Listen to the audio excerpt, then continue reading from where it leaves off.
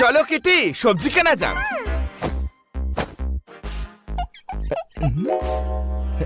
আমার ফেভারিট ঢেঁড়স নেওয়া যাক। আরে ভাই, ঢেঁড়সের এত দাম হয়ে গেল কি করে? ঢেঁড়স বেচছি টাটকা, বাসি পেয়েছেন নাকি? 2 পয়সা না লাভ করলে বাচ্চাদের খাওয়াবো কি? টমেটোর তো দেখছি লাট লাগিয়ে রেখেছো, তুমিও তো দেখছি ছড়ায় কথা বলছো।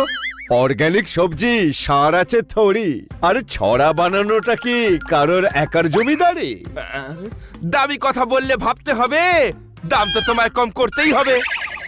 বাহ স্যার, দারুণ দারুণ। পৃথিবী উল্টে যাক, শেষ হয়ে যাক দম, তবু এই সবজির দাম হবে না কম। স্যার, উপযুক্ত জবাব দিন। Come on sir. কিসের এত তোমার অহংকার শুনি? বলুন বলুন, শুনছি তো। স্যার, এরপর তো বলুন। কি যে বলি কিটি, পরের লাইনটা মাথাতেই আসছে না। কিসের তোমার এত অহংকার? অহংকার শুনি কিছুই মাথায় আসছে না। কিটি, মাথা কাজই করছে না। টেনশন করবেন না, কিছুক্ষণ পর ঠিক হয়ে যাবে। কখন হবে? কাল টিভিতে আমার ইন্টারভিউ, সেখানে আমায় নতুন ছড়া শোনাতে হবে।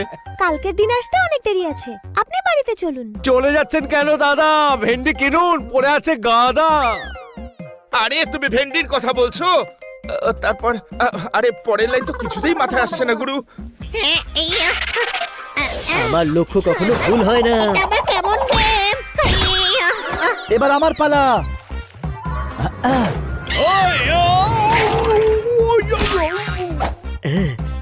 আজ আমি জিতেই ছাড়বো। আরে ভাই, আরে ভাই, ছড়া কিছুতেই মাথায় আসছে না। আরে আমি এমনিতেই এত ঝামেলার মধ্যে আছি, তোমরা আবার ঝামেলা পাকাচ্ছ। হয়েছে কি খান্না বাবু?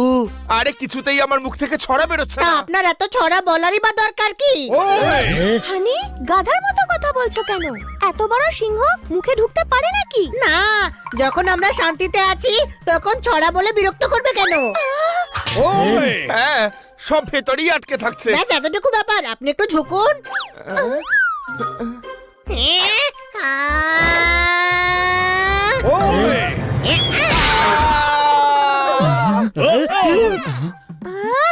কি করছোটা কি? আটকে পড়া ছড়া বের করছি।